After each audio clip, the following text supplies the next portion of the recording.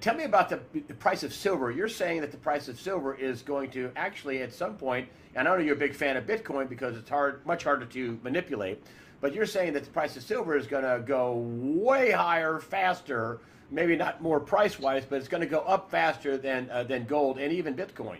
Explain Correct. that.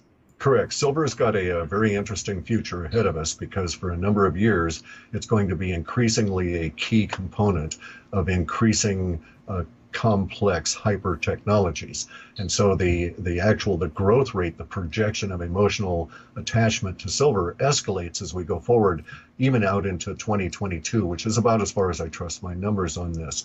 But basically what's going to happen is that silver will break out this year. The manipulation will shift and end for a bit. They'll try and ratchet it back in, and then they'll fight this slippery upward from our viewpoint on price battle as they try and suppress the price, but every day they'll lose a little bit of their ability to suppress, and it'll just keep going on like that through this year. Then as we get up to the end of the year, somewhere, let's say October-ish, we'll get another breakout, and they may not be able to contain it at that point because of what's going to be coming out relative to technology then. And so the desperate need for silver will become dramatically evident to people all around the planet.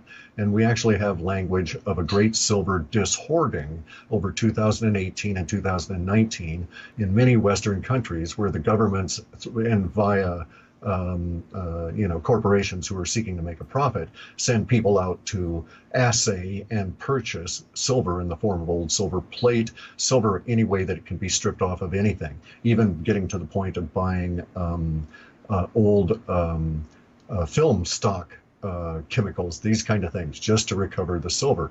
It'll become that precious as we go forward because of the many conflicting uses for it. The technologies, the hyper technologies, which will be energy related, and then the spin-offs that will be related to health, and then the monetization. Now, in the longer term... And wait, I just want to interrupt you 1 minute. Sure. In the longer term, your data, hold that thought. So the price would have to be astronomical if they're trying to scrounge, silver off of film. The price would have to be astronomical. Am I wrong? It's got to be at least as high as $600 an ounce because of the relationship of that particular temporal marker and that price that goes all the way back in our data to 2003. And so I think it'll be much higher than that, and it will escalate very rapidly towards parity with gold, and then it will basically get too expensive to use as money. It'll become a hyper rare, pretty much industrial chemical only over like these next few years. So that'll extend, as I say, at least out into the 2022 to 2024 range, and then we may get some kind of a change. But as of this point, it shows that silver mining becomes a very lucrative profession here 2019 onward, with the first mines just starting to show a little bit of stuff in the early 2020s due to new technology, not due to standard operating procedures.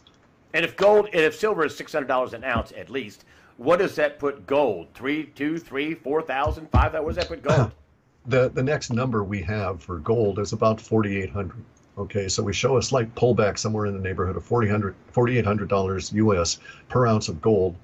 I would say that we're looking maybe before March of next year, just making a guesstimate about it because of it'll be 1/3 the value of Bitcoin at that point.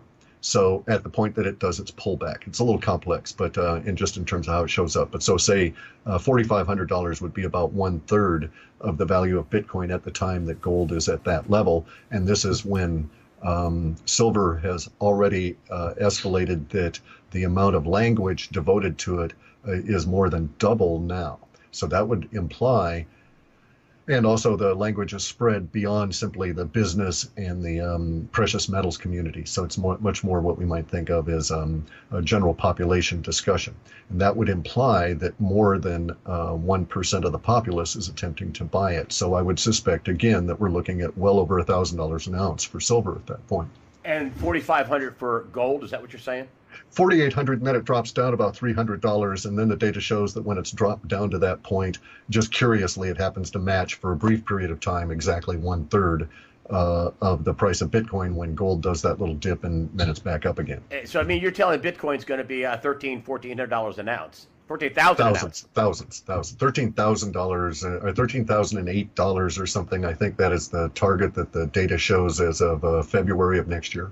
Oh boy. You're talking about exploding gold, silver, and Bitcoin prices. Exploding. No, sorry. Bitcoin is simply escalating. It doesn't explode until 2019. Oh, but gold and silver explodes and tries to catch up with Bitcoin, but it won't.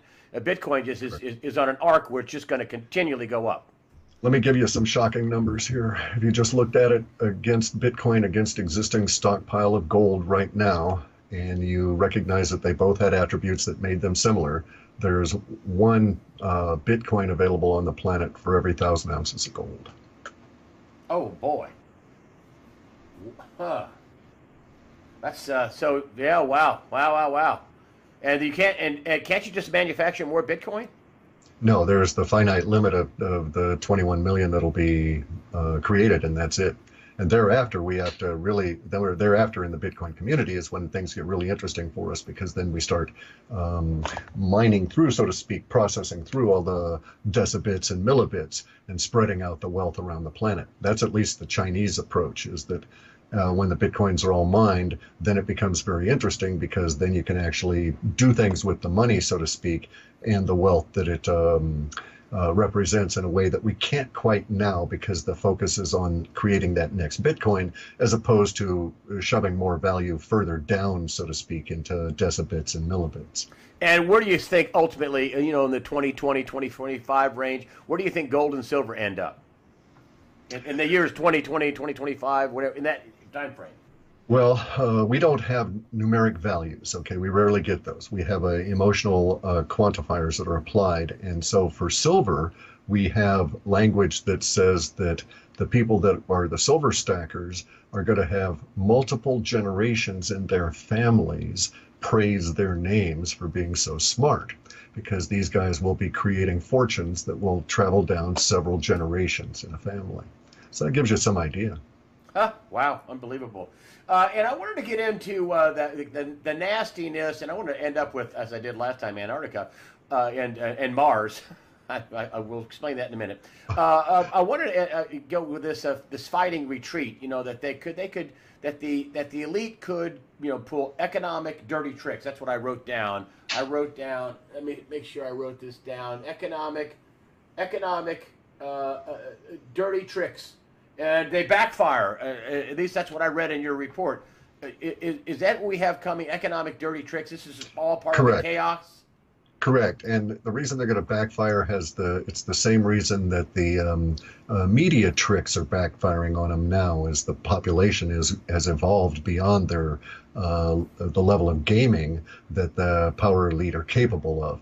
They're stuck in an old style broadcast mentality, if you will, and they don't recognize that the individual access to information has led to a whole new generation and multiple generations that are a lot smarter and a lot more complex in their thinking. So the same kind of dirty tricks are not going to work anymore, and they're just going to backfire as they each are tried. So we'll see the attempt to shovel debt into populations backfire on the power elite. So there won't be another Ireland, for instance, where they're able to get the population to accept massive amounts of debts that are not legitimately owed, and so on. And in fact, many of the people now, as I say, are going to start getting together, and it may be the millennials that are basically now disenfranchised by the loss that the progressives forced them into over this election.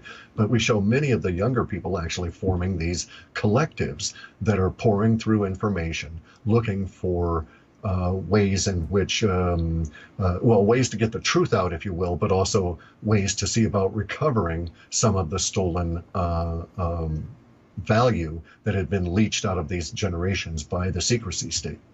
And one last, I wanted to say, too, that probably half my audience is like 34, 35 and younger, which I'm surprised. I'm an old guy. But people are trying to, young people want the truth. I mean, they're more attuned to what's going on than older people. Am I wrong? No, you're quite correct. Except I think your audience is much larger in terms of the demographics towards the millennial and post-millennial generations. I think a lot more young guys watch your stuff than you would think. But you're quite correct about that. The complex mind is no longer satisfied with the simple edict of believe this because I tell you. Okay. And last thing, I wanted to get this in. People are fascinated by this. I had Steve Quayle on, who wrote a couple of books on Antarctica, and you in your data sets came up with Antarctica and Mars connection. Can you tell me about the Antarctica-Mars connection in your data sets? There's actually many layers of the connection there between Mars and Antarctica. One of the chief things we're going to discover, though, is that when we get into Antarctica, and especially in the pyramids, is this relationship between pyramid culture here and on our planet, that we are now living in the remnant of that once great culture, and a pyramid culture that is on other planets in our solar system, Mars among them. And so the looking at the archaeology, so to speak, and the anthropology that will come out of Antarctica will give us an insight to what had occurred on Mars, and basically what was going on way back when that we just don't have a clue about. We're talking about pre-flood stuff. Oh, correct. Oh, yeah. Yeah, there's just a lot we don't know about what happened before the flood. I mean, just a lot we don't know. Technology, are they going to reveal more technology? And that's part of the silver story, that is the technology is going to be revealed, not just from Antarctica, but in all this technology that the deep state, that the powers that be, whatever, have been withholding. When that gets revealed, people are going to go, oh my gosh, we need silver, because all this technology is going to be revealed. Correct. And we've actually even seen concrete, if you will, linguistic proof of this in the last two lines of the State of the Union speech, where Trump says the government has these suppressed technologies he wants to see get out. And yes, once the technology comes out, silver will be determined to be quite valuable, simply because it has this interesting characteristic as a metal. It has these two naturally occurring stable isotopes. This is very rare. Most metals have multiple stable isotopes. Gold only has one. Tungsten has zero. And what we're going to discover, according to our data, is that with silver, we can create a state that's between those two stable isotopes and gets silver to be unstable, if you will, and enjoy all these fantastic properties as a result of that. Clif, hi. I just barely. I didn't get to all my notes, but I will tell you that to people out there that the report's $15. This one is called "Watch This Space." I'm going to link to halfpasthuman.com. Just scroll down. Watch This Space is the name of the report. You have money back guarantees to people for. It's an unbelievable guarantee that you don't like it, I'll give you your money back. Right? I haven't had a single. Correct. All the time I've had you on, there must have been thousands and thousands of people that did come and watch you on either YouTube or my site. I haven't had a single complaint where something went wrong, where they didn't get their report, which is absolutely fantastic, really. So, well, thank you very much, but that's how we do business all the time. If you don't like it, you don't have to pay for it. I don't know how you couldn't like it. I'd have to. I mean, I could do 3 hours with you on this, and it would take me to really note it up. I'd probably have to do 4 or 5 hours of research. So, a lot in this report that I did not get to. A ton of it, but halfpasthuman.com. Clif High is the man of the hour right here on USAWatchdog.com. Clif High, thank you for joining us today on USAWatchdog.com. Thank you very much. I'll see you in the future. I hope so. Yeah, I'm certain we will.